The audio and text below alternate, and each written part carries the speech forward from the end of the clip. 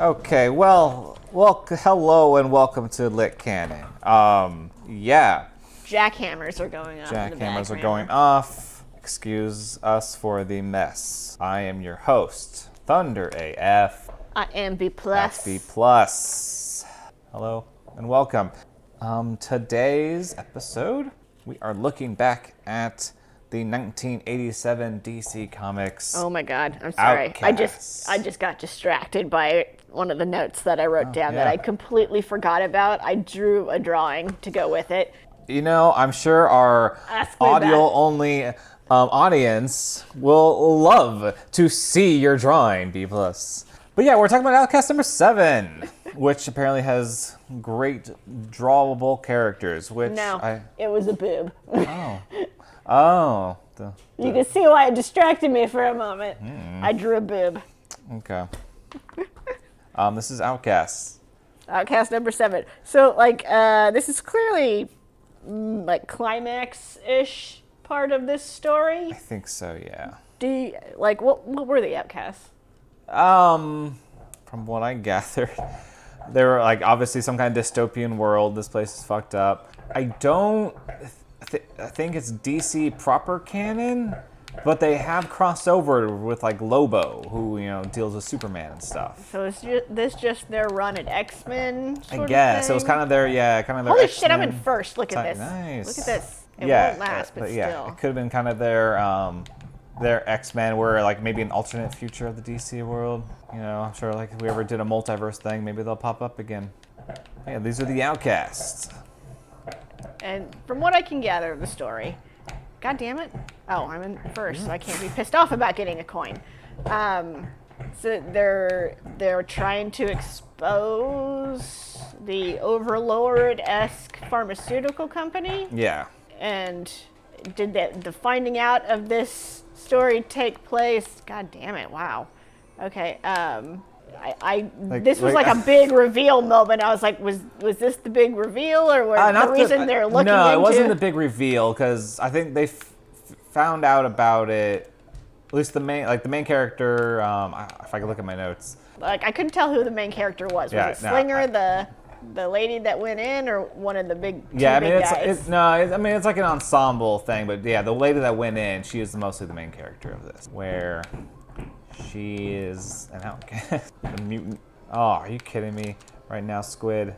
Fucking Squid! I mean, it could have come at a better time. No, actually, fuck, go. Oh, are you kidding me, Ghost? Oh, no! Oh, there's a mushroom coming, or a blue coming. Damn it! Played that all wrong. Wow. Anything else? Anything else? Wow. How the mighty fell. I was in first for quite a minute, only finished in 9th. Anyway, yeah, but they're mutants that are now illegal, but then obviously the corporation is harvesting mutants for the rich. Yeah, because there's a reason that it plays so well decade after decade, era after era, because they just keep doing shit like that. Time-honored tradition. Yeah, so they have the world, they have the Slaughter Bowl, which is a violent football game, I guess. I had a note about the guy's Slaughter Bowl coach. Mm-hmm. Slaughter Bowl coach quote was, "Mr. Positive gets the break, Mr. Negative gets the snakes." Then does a straight up cheer, and it was like a Ted Lasso dystopian future coach trying to be positive. I was like, weird. But I didn't need any more proof that we were living in a dystopian future in this than the opening freak show. The freak show. It starts out with the furry guy. The Wolfman. The Wolfman. His very hairy guy. First, his talent was that he was very hairy, and Fozzie was disappointed in that answer, so he had to catch a bullet with his teeth. Not well. Thunder. Not well. Bullet just blows right through his head. Right through his head, like that. And Fozzie didn't see that. He was just like, oh, well, that's too bad. And the audience, it's like you just missed. You hit bankrupt on the Wheel of Fortune. Damn, this show, the freak show, it's cold-blooded. Yeah. So then the next act on the freak show is the conjoined triplets whose talent is having 6 boobs. Yeah. Yeah, I mean, what's wrong with that? It's not much of a talent. It's a happenstance, a physical deformity, or whatever. Maybe. Differently abledness, but not a talent. Maybe they can bounce them, and they like bounce them into like a tune of some sort. So play them like water glasses or something? Maybe, or yeah. See, and you thought earlier I was crazy when I said boobs were like water. I mean, yeah, you know, like you can like toss your pecs to like the rhythm of a beat. So like they dance with their boobs? Yes, yeah, I think. Jiggle like a juggling show. Yeah. Boom. Maybe they can put some xylophones near them. Boom, boom, boom, boom, boom, boom, boom, boom, boom, boom, boom, boom, boom, boom, boom, boom. Yeah. So each one of them like pings to a different note. Yeah, that might be her talent. Anyway. Okay, so there was that one. Yeah, then like I guess storyline wise, the one chick is breaking in because she thinks her friends are dead. So she's like, I'm gonna tell everybody I'm gonna about the moon. go nuclear and salt the earth, and if I don't make it out, I don't make it out. Yeah, essentially. So she's going in there, guns a-blazing. And I believe that this is where I wrote down that her gunshots, the art, looks like boobs. And we're going to have to wait until this race is over so I can show you, because once you see it, you cannot unsee it. And if I have to carry this burden, you'll have to carry it with me. Boob. Oh, I see it. Hold on, there's another one. Interesting. So her bullet Boob. wave is very boobish. There's another one in here too. Like I was pretty sure there was 3 that I saw. There's the pink little nipple and the flesh tone circle around it. Interesting. Boob. I mean, bullets travel in circles. They're pink little circles. Okay, shimpu But that one in particular, the way that. Yeah. There's But once I saw that one, I couldn't. Especially when it's up here by the boobs. Once the you 6 see boobs. one, you see 1,000. Yes. Okay. Pregnant ladies or Mini Coopers. Ants. Yeah. So what's her name? Kane. So yeah, she's on her way. Freak show. Sling, is that her name? Slinger. Something like that. See, Fozzie doesn't eat the bullet. That's what his talent is. Yeah, but he doesn't seem particularly sad or sorry to see someone die. Well, in front of Fozzie him. doesn't care. Fozzie's a psychopath. Yeah, clearly. Yeah. Anyway, so Kane goes in and is like, I'm fucking taking over this show, and but first, there is the third guest on the freak show. The leg face guy. Yes. Who has constipation and has trouble falling over. He is the perfect amount of comedic relief in the background of the rest of the issue. He's telling his story where he's basically just a head on a leg. Not even a head on a leg, a a face on a leg. leg. Like a face on a thigh. And his story is that one night some intern medical students just got drunk and thought, why not? To him. To this guy, like, hey, this guy. He was a porter. Yeah. So he was a university employee that they tortured, disfigured, took his entire body, and left him a freak show just because they were drunk frat boys. For shits. Yep. Did it for the lulz. So yeah, this poor guy, he falls over and then he has trouble getting back up. And anyway, that's when all the fighting starts. So he's just getting kicked around. And he's just like getting stepped on, and like he's like over like using his face to try and walk at one point. Like it's like this just poor guy. this whole like using his teeth to like chew the wall so he can stand up just to get knocked over because of the fight again. Poor guy. And what was his name? Ed? I feel like his name is Ed. I'm pretty sure his name is Ed. Oh no. I don't know this path. Mistakes were made. That's what I get for looking away. A foolish choice. Wow. Okay. Let's go. Fuck you. What? What? That was crazy. I don't know what happened in there. Okay. The robot butler floating around. Yeah, that was weird. You had the single leg guy saying walking, stairs, and falling over, but the constipation part was what really got me. I was like, and constipation, I'm always like, And in my head, I thought, yeah, because he doesn't have like a system. He doesn't have an intestine system. He's a leg. And then I was like, that's the dumbest thought you've ever had while reading a completely idiotic thing. Fozzie doesn't help him up when he falls over. No. He just like puts the microphone closer to him on the ground. Not at all. Yeah, so. And then she just, boom, is in like a Batman villain in the 90s, like Joker taking over the TV station to tell the world that he's planted some bomb. But no, she's like, nope, I'm gonna reveal the Harvey Weinstein Pulitzer Prize winner.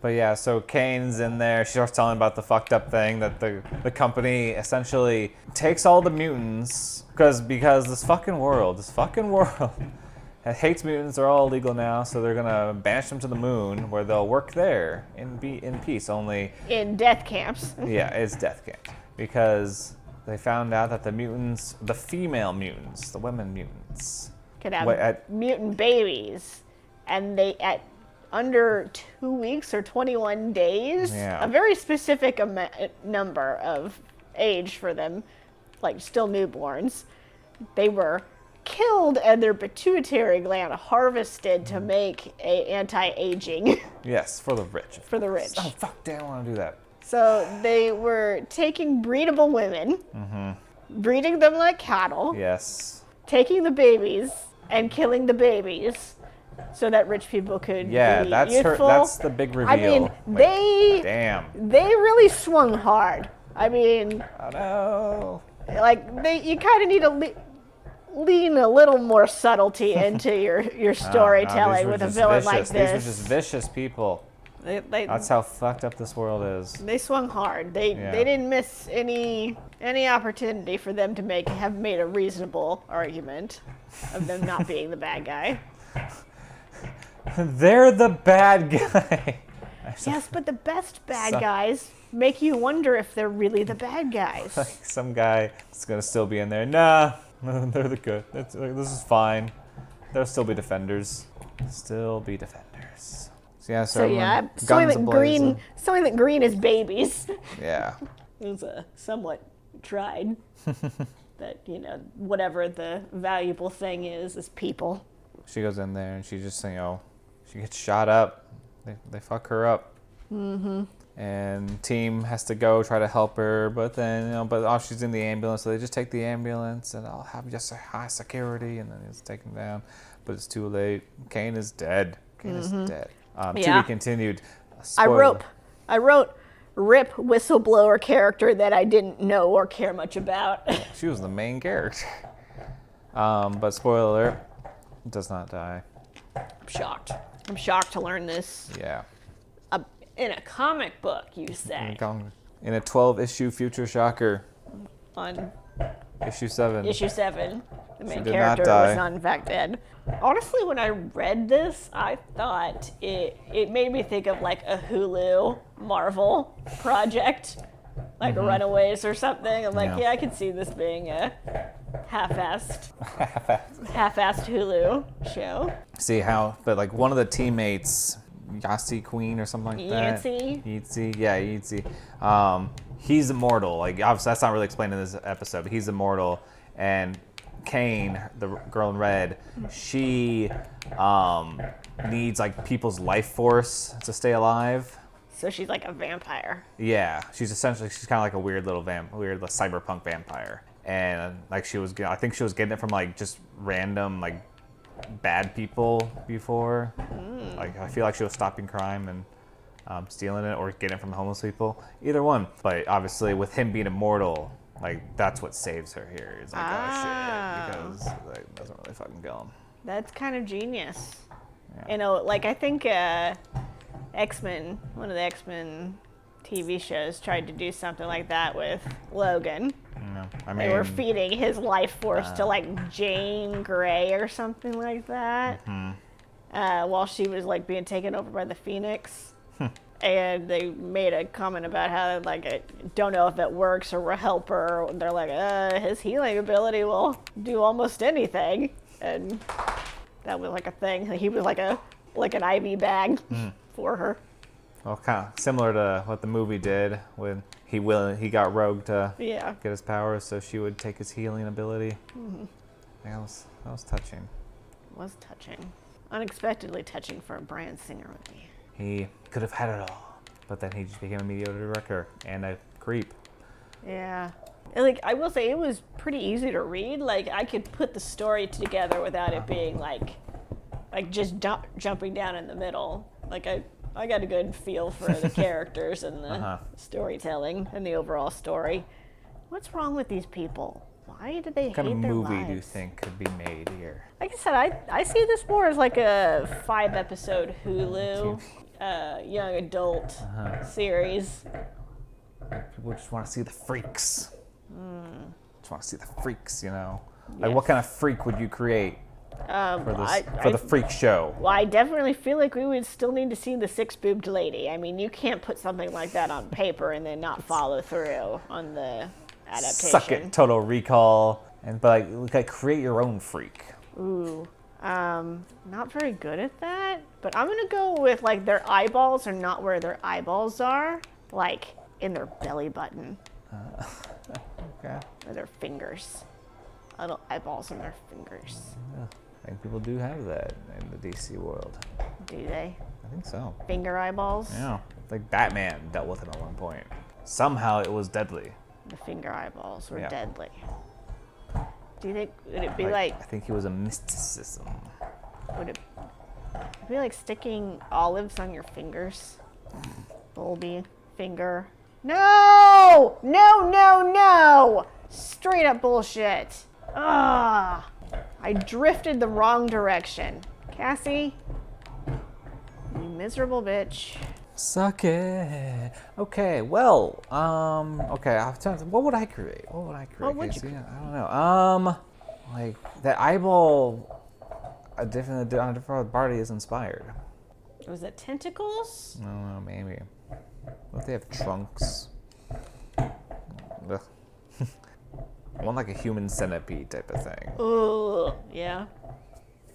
I'm like, hi, we were born like this. Or some medical kids came in like, ha ha ha, initiation, hilarious. That would be fucked up. What if that was your doctor? Like, Dr. Morgan will see you now. Great. He opens the door and it's this 3-person human centipede. Okay, I was like, what if your doctor was one of those people that took apart a porter and put his face on a leg? I'm like, what if my doctor was a sociopath? And my brain went down a completely different road. And I was like, that would be very creepy. like my whole life I could have been going to a doctor that cut someone up and put a face on a leg. Could you trust your doctor after that, knowing what he did in his college years? No, of course not. But if he's sociopathic enough that he would have done it drunk or not, he's sociopathic enough that I don't want him treating me. He's looking at you going, it's a fucking nice leg. No. With her face is fucking on it. Just thinking about it. Goes to bed at night, like, When's B Plus's next appointment? I'm good. Her leg is just about where I want it. Of course, then you just don't need to do anything with it. Maybe he'll do your arm. Head on your arm? And I don't want to be a face on my arm either, because then I'd be like dragging myself away. Like my face around or something. Like, how would you move? With a leg you can hop, but if you're the fucking thing from Addams Family. Oh, so there's no head then? There's no face? The head is like it's your arm. Your head is at the elbow. Okay.